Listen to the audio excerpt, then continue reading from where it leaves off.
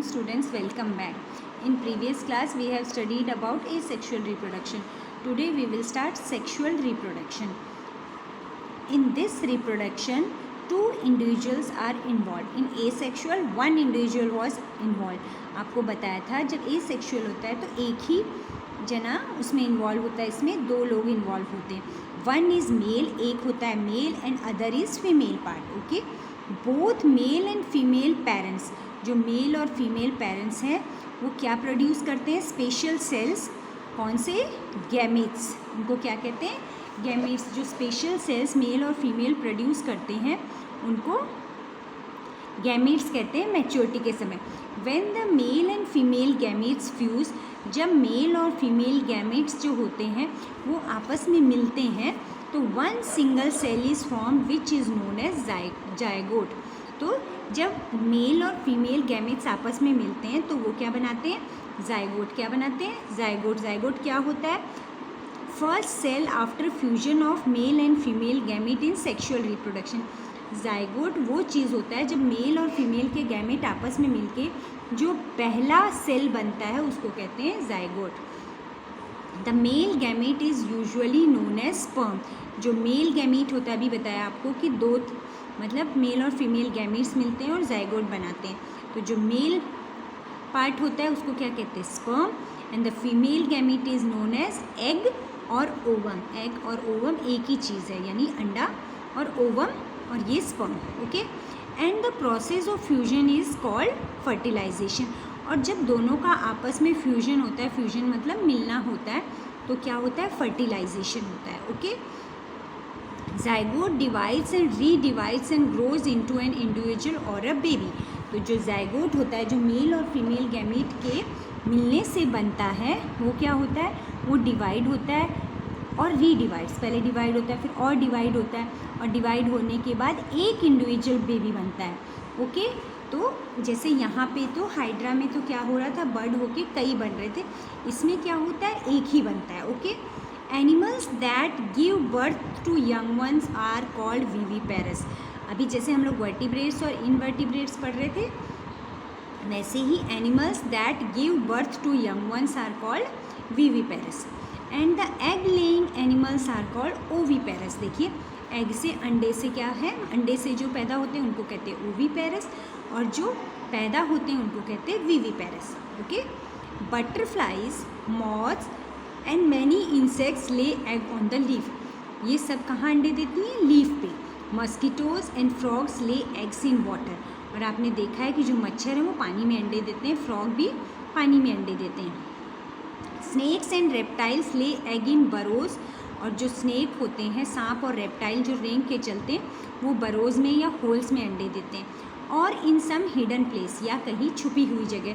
आपने छिपकली को देखा है ना, वो अंडे उसकी छुपी हुई जगह मिलते हैं आपको, जैसे किसी स्विच के पीछे, है ना. Birds lay their eggs in nest. और बर्ड्स कहाँ देती हैं? नेस्ट में. Different types of eggs take different time for hatching. और अलग अलग तरह के अंडे, हैचिंग का मतलब होता है अंडे में से बेबी को बाहर निकलने के प्रोसेस को कहते हैं हैचिंग. तो अलग अलग अंडे डिफरेंट टाइप लेते हैं, अलग अलग टाइम लेते हैं. तो अभी जो मैंने आपको पढ़ाया उसमें मेन चीज़ ये है कि एक मेल और एक फीमेल जो गैमेट्स होते हैं दोनों, वो मिलके क्या बनाते हैं? जायगोट, है ना. मेल पार्ट को क्या कहते हैं? स्पर्म.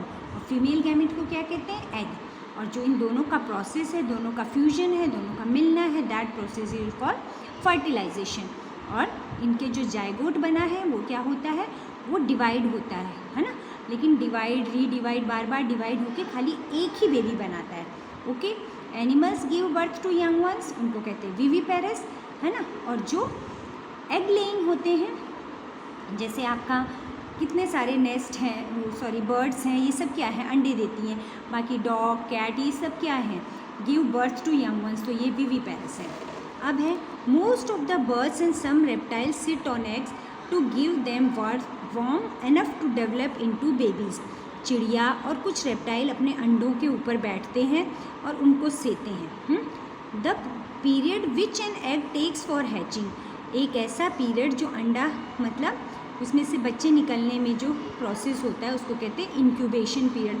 जितनी देर वो उस अंडे पे बैठती है, उस प्रोसेस को, बच्चे निकलने तक के प्रोसेस को क्या कहते हैं? Incubation period. Example, the egg of a hen take 21 days for hatching which is its incubation period. एक मुर्गी का अंडा कितने डेज लेता है? 21 डेज़ फॉर हैचिंग. उसमें से चिक्स निकलने के लिए 21 डेज़ निकलता है. और इस प्रोसेस को, जिसमें वो अंडे के ऊपर बैठी रहती है, उसको गर्मी देने के लिए, उसको प्रोसेस को कहते हैं incubation period. At the end of the incubation period, और जब इंक्यूबेशन पीरियड ख़त्म हो जाता है, the baby bird pecks at the shell.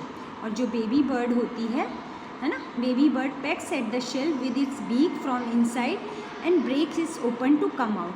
और जो बेबी बर्ड है वो अपनी चोंच से उस शेल को क्या करती है? तोड़ देती है ना, और उसमें से बाहर आ जाती हैं. ओके, अब देखिए, fertilisation of an ovum by sperm. ये क्या है? आपका एग है, जो अभी बताया था कि जो फीमेल पार्ट है दैट इज़ एग और ओवम. अब ये क्या है? आपका स्पर्म, जो मेल पार्ट है. ठीक है, ये आपस में दोनों मिले, यानी इन दोनों का फ्यूजन हुआ. ये बाहर था, ये आपस में मिले, ये इससे मिला और मिलके क्या बन गया? एक जाइगोट. ओके, तो हैचिंग का मतलब होता है to produce young ones in some animals from egg. Egg से जब बच्चे निकलते हैं, उस प्रोसेस को कहते हैं hatching. Incubation period, time taken for an egg to hatch. और जो इंक्यूबेशन पीरियड है, ये वो समय है जब अंडे में से क्या होता है? बेबीज़ बाहर आते हैं. Okay, next is turtles in some snakes lay egg in pits dug in ground. और जो टर्टल और स्नेक है वो क्या करते हैं? पिट्स यानी गड्ढे ग्राउंड में खुदे रहते हैं, उसमें अंडे देते हैं. These eggs are then covered by these eggs are covered by soil to protect ground from enemies. उसके बाद वो अपने अंडे को, जो ज़मीन में है, उनको क्या करते हैं? सॉइल से कवर कर देते हैं, ताकि उसके ऊपर कोई एनिमीज़ हैं उस पर हमला ना करें. The warmth of the sun heats up the soil which in turn helps to keep the eggs warm. और जो सूरज की रोशनी है, उस जो सॉइल है उसको गर्म करती है, और उसमें से अंडे क्या हो जाते हैं? गर्म हो जाते हैं. ओके, नेक्स्ट इज़, आज अब हम इसको इतना ही पढ़ रहे हैं, क्योंकि जो बटरफ्लाइज वाला प्रोसेस है वो आगे पढ़ेंगे. तो अभी हम लोग सिर्फ सेक्सुअल रिप्रोडक्शन में इतना ही पढ़ेंगे. Okay, till then stay home and stay safe. Thank you.